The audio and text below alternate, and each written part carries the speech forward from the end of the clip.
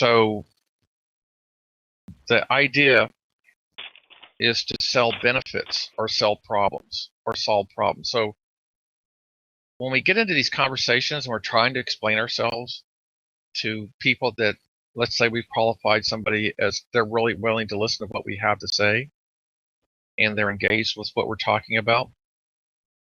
So how are we going to explain this? So some people will say, well, we want to tell them what the benefits of our system are, or we want to say, and some of you mentioned this earlier, what your benefits are, what you do that's better than other people. Okay. And the merits of a product can be deep discussion involving the merits of a selling solution or helping them solve problems. Which is the most effective approach? So here's the shape of that. Solutions or benefits. There's more to this, but let's just start with two simple points of view. Sell benefits. So if you sell benefits, it's an approach characterized by a deep understanding of your product or service, and especially situational knowledge, so that you're able to relate the product's features to the customer's specific situation as a benefit. Did everybody get that? You want me to say it again? Yeah, I could stand to hear it again. I was somewhere. Go ahead. Okay, so we're talking about to sell benefits or solve problems.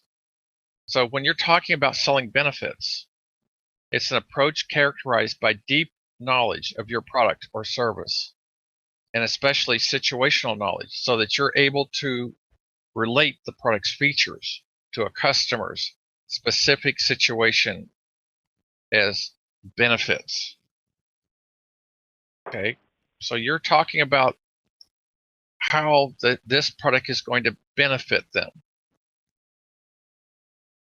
Is that clear? Did anybody have any questions about that? Yeah, that's clear. Okay. All right. So let's move on.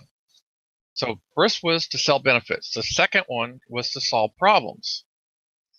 Solving problems is an approach characterized by asking the customer lots of questions to be able to understand the problem the customer faces, and then relating the product's features to how you specifically solve that client's problems. Now, do you remember what I was talking about earlier? What was the 90%? Anybody remember that? I'll say it again. The 90% is what we do, say, and have people involved in what we do.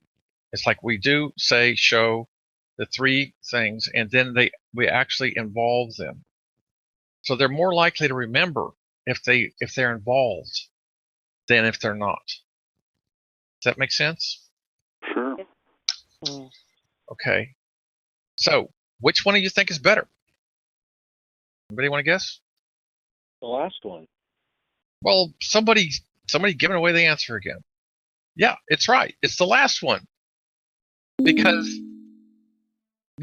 you're more likely many times over to create a solution and make a sell. When I say selling, I mean you're selling all the time. You're getting investors to buy into your company, or you're getting customers to buy into your company or your product or your idea, whatever it is. It's more important that they see that your product, your idea, your solution is going to solve a problem for them, and you have addressed them as being a problem solver. So that is the number one. Okay. Now, are there facts to support this? Generally accepted, people see that this approach of selling solutions to people's problems is 3 times more likely to be seen as a benefit and have people act on than just explaining the benefits. Does that make sense? Does anybody have any questions about that? Okay, if not, I'll move on. Now, So what about combining both of them? Why not put both of them together? Well, if one's good and then the other one's 3 times better than that one, why not put both of them together and increase it, right? So you're probably doing this already, okay, without even thinking about it. If you identify a problem with your customer, you see that you can help them solve, you're fairly naturally going to move on to explain how it would solve their problem. So you're going first with explaining how you're going to solve their problem. And secondly, you're going to, once they're interested, once they're involved, they're engaged, they're listening, then you're going to go into detail about the benefits that you have and why they want to do business with you. So let me ask this question. What have you seen so far today?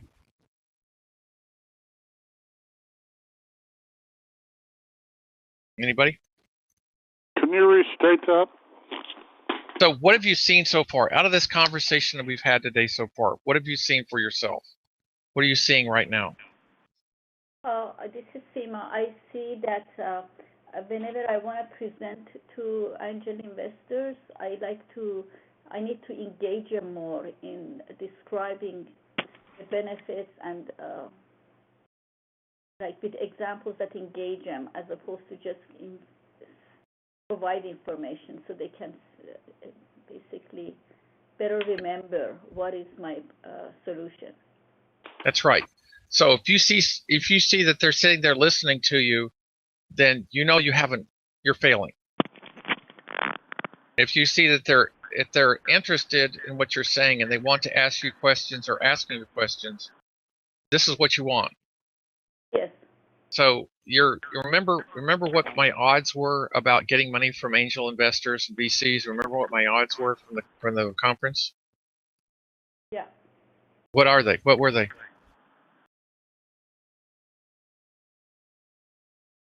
In percentages, what percentage of money comes from angels and VCs? Very small percentage, couple percent. 2%. Yeah, 2%. It's probably even less than that, but I just wanted to be generous. So if you're talking about solutions, who's interested in hearing you? Customers. I'm interested. Everybody's interested. I mean, it goes back to what we really want. When I had my first cell phone, in what was it? I think it was 1990, 96 or 97.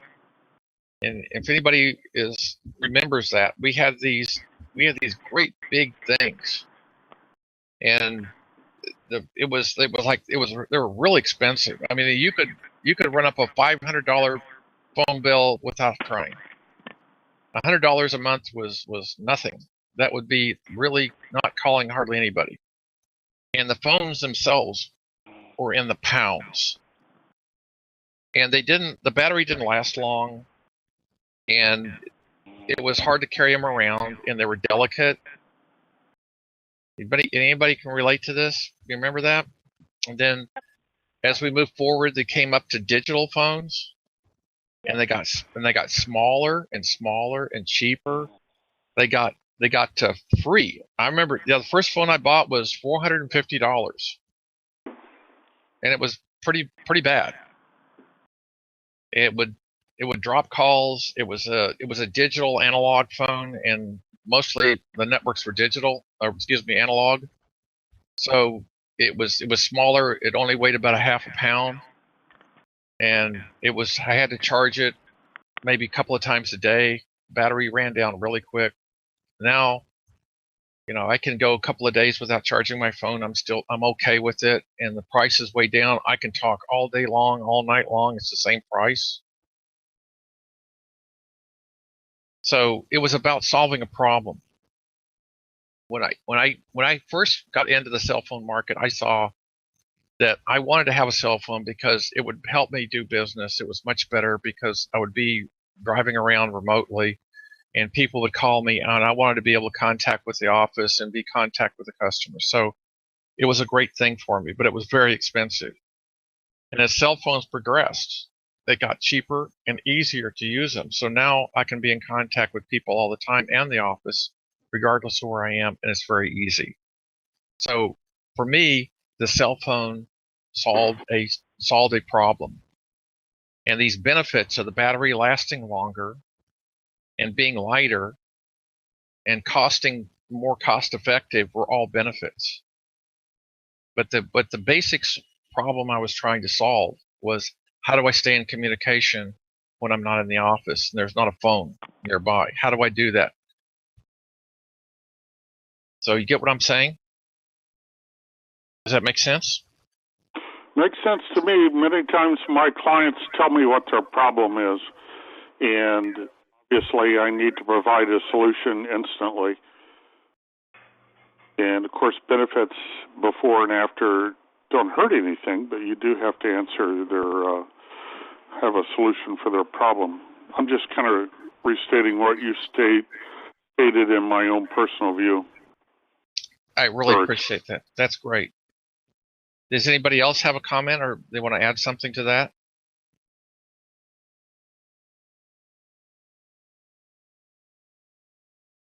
Okay. All right. So is that making sense now? I think it clearly makes sense. Okay. Great.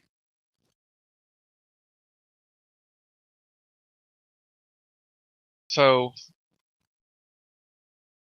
the next thing, so I've kind of covered everything I really wanted to cover today. I know we ran really quick on this, so I can go into a little bit more detail about some of these other things. But so where's everybody now? Because this is kind of a new thing for us. We're trying to figure out how much material that we're going to present at these calls.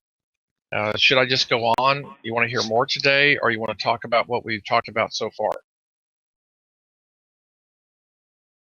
This was good. I took notes. I have about 18 line of notes here, and was very good. I like to go over them and apply them to my pitch or my slide deck, and the way I deliver it. This was very good.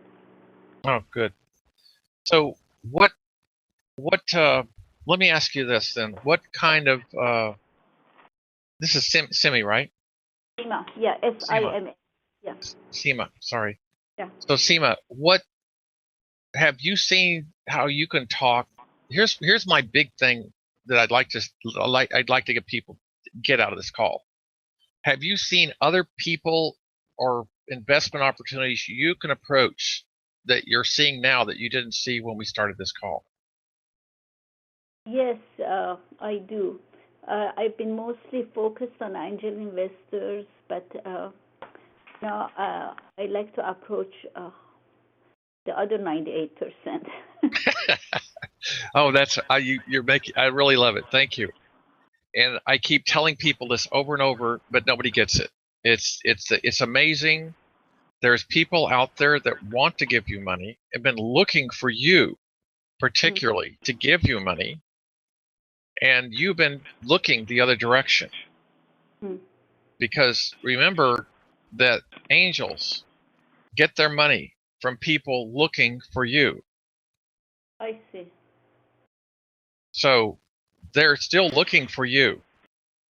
So when you have this person in the middle, does it mean they're representing you the way you want to be represented? They're listening to your product, and then they're telling their people about your product, if they even tell them. So usually angels will have like a certain set amount of money that they can put into a certain set among companies, and they cannot diversify much. They're very specialized. They'll only do a certain kind of investment.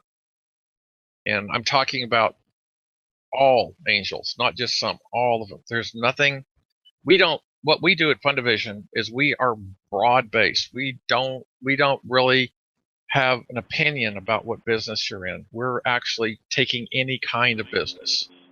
We've done every kind of business I can think of. I mean, I always hear about a new one every once in a while, but we've done everything from A to Z because we know the ways to get a company to be successful and the ways to raise money have never changed. They are exactly the same. They've been that way for many, many years, and it's very consistent what you're going to get.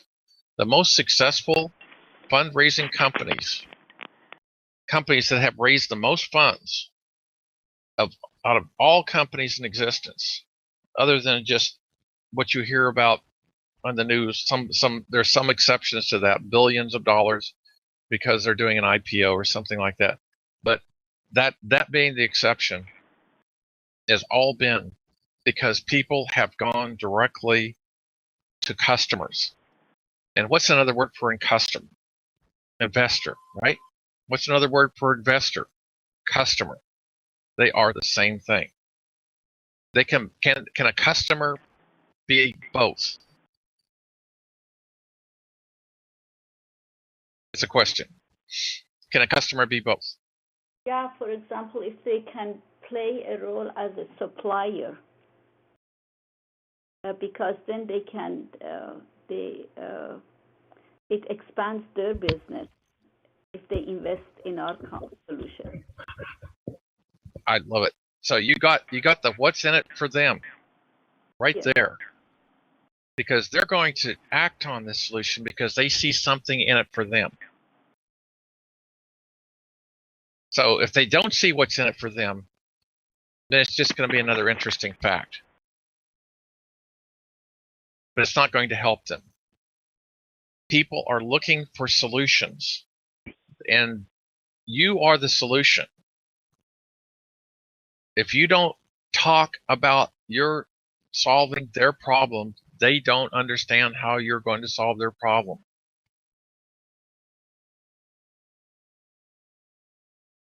So you need to be problem solvers. Everybody's got a problem. In business, everybody's got a problem. Mary just published a book. People don't know that they need to read her book. Am I right, Mary? Yeah. I mean, why do people need to read your book? Why? I mean, why would I need to go read your book? I'm too busy. I have no time. It's not that long. It's not that long. Oh, now you're going down the benefit side. Now, why? What problem are you solving me with your book? I mean, why do I need to write your book? Are you divorced? Do you have kids? Do those Yeah. kids have issues? It's like a positive. It's like a group of turtles, and they get separated from their mom, and there's a human family, and they are adopted, and then they have a talent, and they're all kinds of rambunctious trying to, function in the human world, and they end up playing music, okay, and they end up becoming a rock and roll band, and and they end up getting reunited with something, and it's sort of like a message on acceptance, okay, except maybe it wasn't the intact thing. It's not hitting him over the head, but it's got a little subliminal at the end.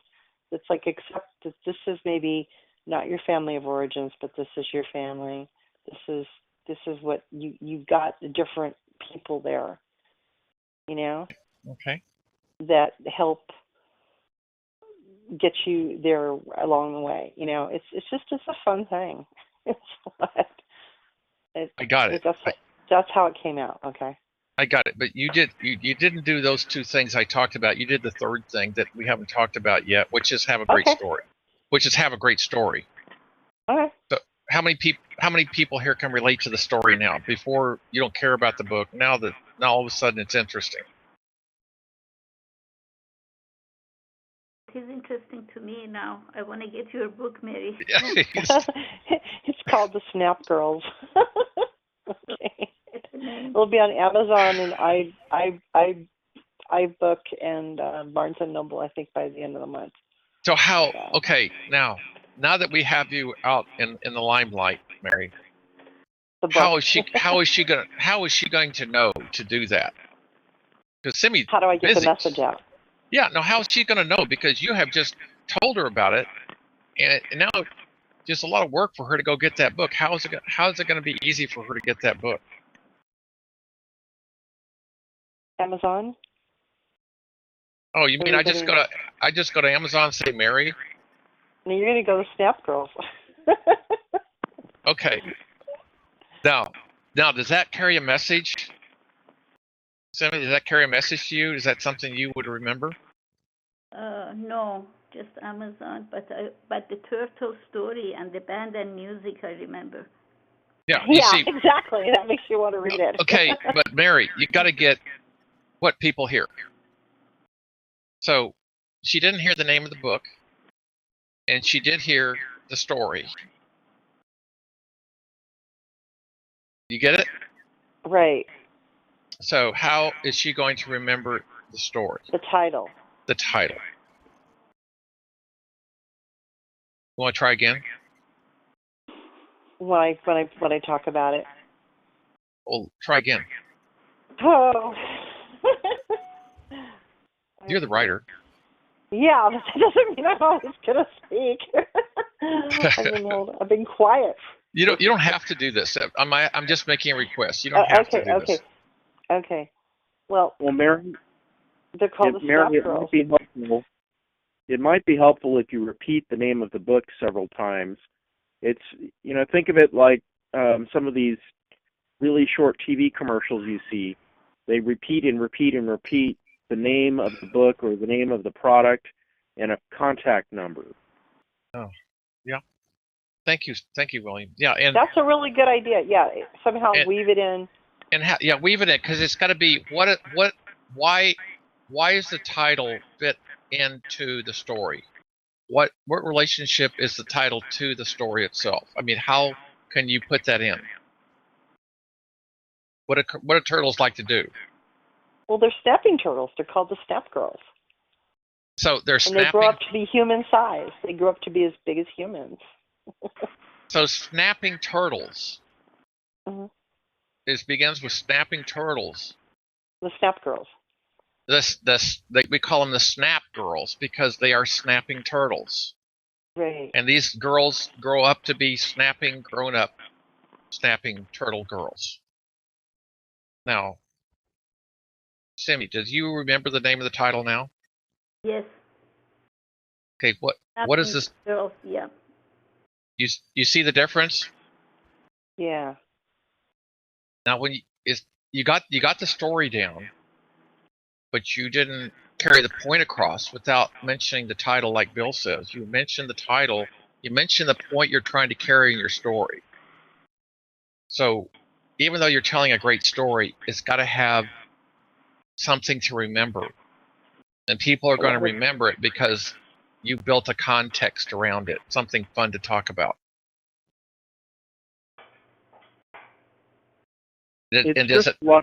Mary, it's just a lot of repetition. So as Marshall was weaving that into your story, it's different ways of saying the same thing. So you're talking about snap girls, snap turtles, snapping turtles, snapping women. So you get the thing that it's repetitive in many different ways, but you still end up with. So Seema ends up to remember that it's about snap girls. Yeah. And after we said it that many times, I think everybody remembers something to do with Snap.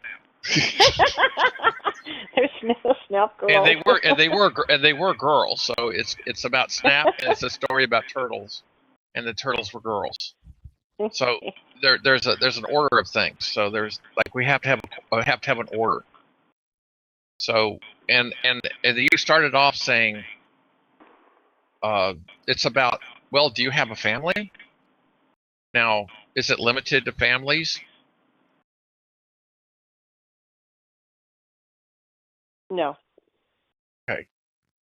So what I hear in your story is it solves a problem. Do you hear that? Same thing?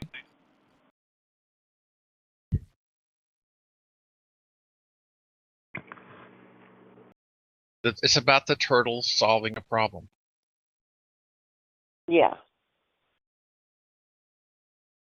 Okay. They cause problems. Yeah. It's about solving a problem. Here is the problem, and here's how it gets solved. And so there's a value statement inside of this. Am I right? Yeah. Or no? Yeah. Okay. And so what would the benefits be if somebody read this book?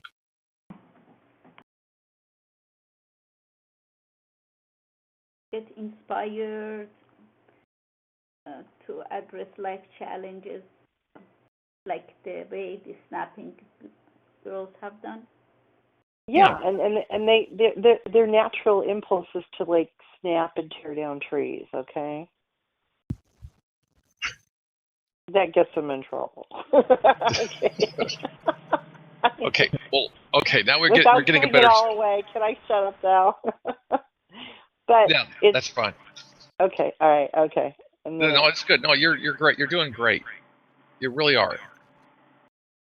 So understand that it's all about having a great story, and in this case, and it's solving a problem. The girls have this problem. We didn't have a problem before we mentioned it. Now we can all identify with having. They have problems. Yeah, and we can all identify with having problems. And you notice I'm haven't even got directly into your problem. I've gotten an abstract sense of you've got a problem in life, something like this, some challenge you need to meet. And then you're overcoming the problem, and then you're getting benefits out of doing this. So it's what the movie industry lives on.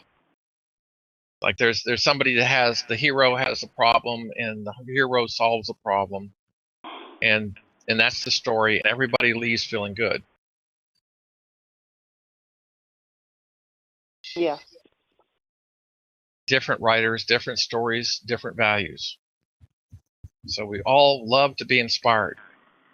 And literature and films and media like that, music, are all things that we use to be inspired by. I've also got a business thing I'm working on. This is just something I had to do. Okay, well, can you see how this relates to your business?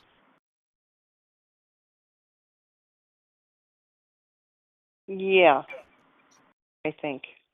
I've got to connect the dots a little bit better. Okay, you start connecting. I wrote this unconsciously. Okay. Okay. I mean, it's not like I set out. This is my script, and I mapped it out. I've done one like that, and it did really well. It came close to selling. Well, I didn't map that one out either. It was a second thing, something else I wrote that I mapped out. And that was fine. But it was unconscious, is what happened. And then I was like, wow, it's like it just came out. So in business, I guess we have to map it out better, much better, because we're asking people for money and different people to provide different capacity, different parts of the business, work in different roles. So are you going to take that on? Pardon? You want to take that on? Yeah, or at least get it to the point where I can get somebody to help me with it. I'm not saying I have to do this business all by myself. I would like someone else to work on it with me. Okay. All right. I can write by myself, but it doesn't mean it depends how fast I can grow it. Okay, well, that's up to you. Right. We're going to get more and more into that conversation. And we're going to open some doors for you, and we're going to create making this easy for you. And then the right people will come to you because of the same conversation we just had. They see benefits, they see a solving problem, and they're drawn to it. It's like telling the story, writing the book. People come to you just like customers. They're called people that help you, people that work within your company. Most companies now acknowledge that clients are people outside and inside the company. So everybody's a customer. Even people that work inside the company next to you are customers. They're clients. And we have to treat them like that now. And doing that enriches the environment. More on that later. So I want to get to the homework here. So if you want to listen to what we said today, you want to hear it again, or if you want to read the homework, I'm going to tell you what the homework is right now. But if you want to read about it, you go to fundivision.com. Okay, main.fundivision.com/smart money. If you want to send me something about your homework, you don't have to. If you want to send me your homework, you can send it to smartmoney@fundivision.com. I set up a special email so that anybody sends what they did, please don't send me 20 pages. Make it short. A page or so or less is really great. It's not about volume. It's about saying it in a few words. So here's the homework, and I'll be sending it out again. So one is to write down a plan for you, not for a reader, not for somebody you're presenting it to. Write down a plan for you alone, and make this your ideas as you see them based on what you learned for yourself today.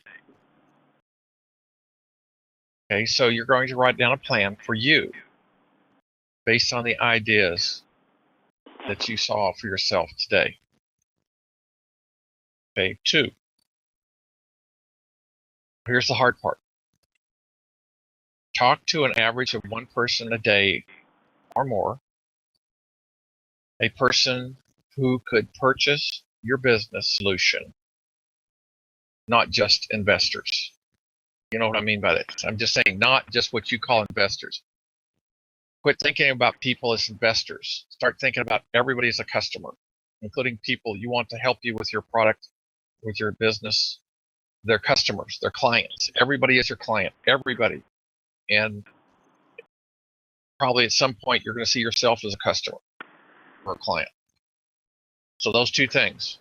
One is to write down a plan for you, something short, based on the ideas you see and hear for yourself today. Some of you already discussed a little bit. And talk to an average of one person a day or more that could actually purchase your business solution.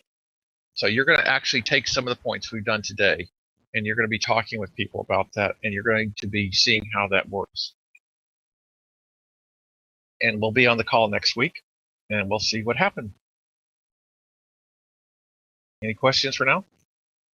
Yeah. How do you get connected so that you can interact with people when you're on it? The FunVision again? You go to Uber Conference. I'll send that in the email. Okay. And you can sign up there. It's kind of new to us. So we're not sure exactly how it works in 100%. Right now, I'm looking at the screen and I see 2 pictures of me and a whole bunch of maps of where everybody's calling area is. There's other features to it that you'll see when you get there. So we're gonna work on that. Okay. So everybody, good luck to everybody. You guys are fantastic. Keep doing what you're doing. Change the world and do great things. Okay. Thank you very much. Great. Thank you. Thank you. Bye.